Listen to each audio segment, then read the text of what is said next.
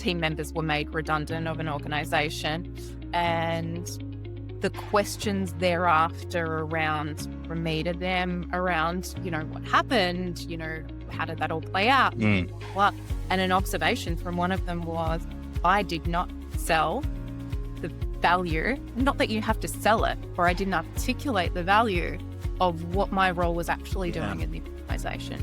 And when we get these cost pressures, then, well, that's going to be the first one to go.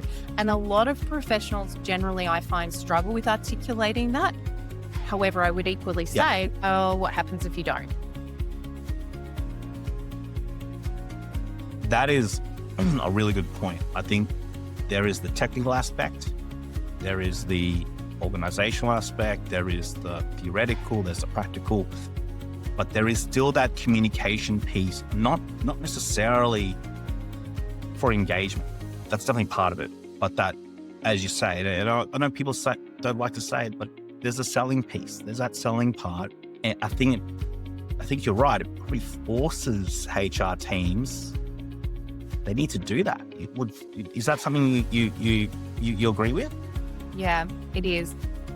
And I think for me, it's about HR professionals generally not thinking about that until the project's over or they're doing a post-implementation review right up front. And it's consulting 101, right? Is where are you, what is the return of you doing this? Why are you doing this? Like we were talking about earlier. And okay, well, I'm wanting my leaders to have really great conversations with their people, all courageous conversations. I'm wanting them to be developing their people. I'm wanting them to be delegating. Great.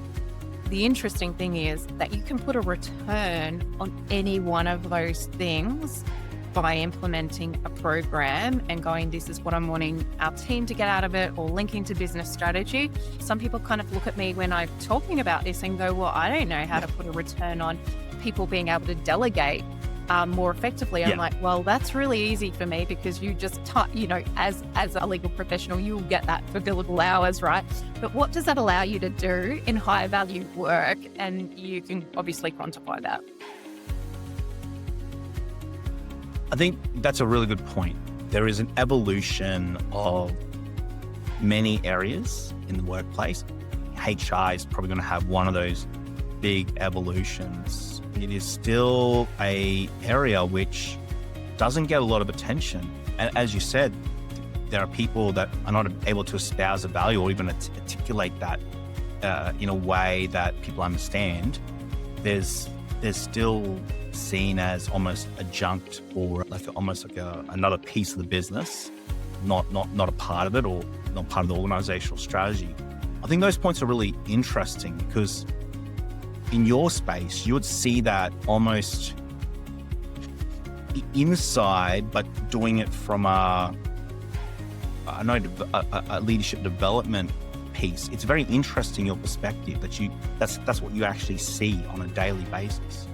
Yeah, it is. And really see that we don't focus enough, in my opinion, as HR professionals on measuring the value that we create. Therefore, the rest of the business in some aspects or maybe some parts don't understand the value that HR brings. So I think collectively as HR professionals, we can all do a better job to go, what problem are we solving for up front? How can we articulate the value as the project goes along or the program's being rolled out? If it's a learning and development initiative or equally talent initiative or a wellbeing initiative, how can we actually track the success and talk to that at the end of it so that, the sales area or the legal function actually know how that's contributing to the bottom line?